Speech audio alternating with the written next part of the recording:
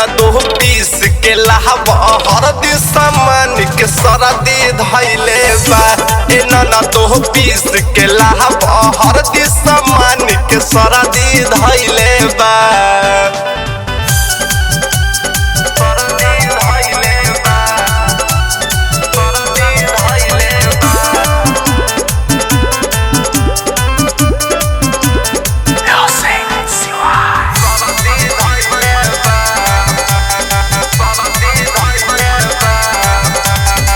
सोचनी के सैया हवे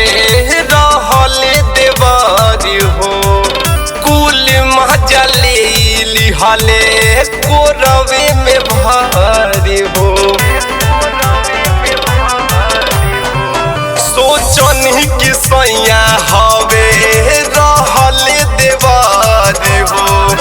कुल मजा ले लिहले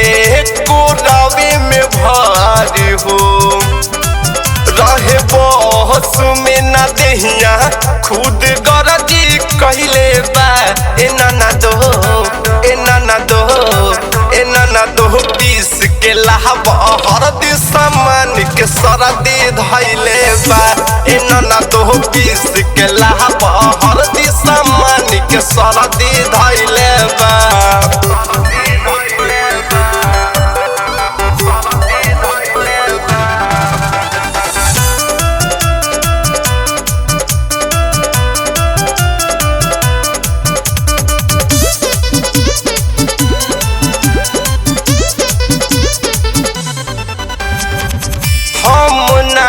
जननी की होई बुरा हाल हो जानी जाई है सैया जीता हो जाई बवाल हो हम नहीं जननी की होई बुरा हाल हो जानी जाई है सैया जीता हो जाई बवाल हो कार्तिक देवरबा फिर से अर्जी कहले बा ए नाना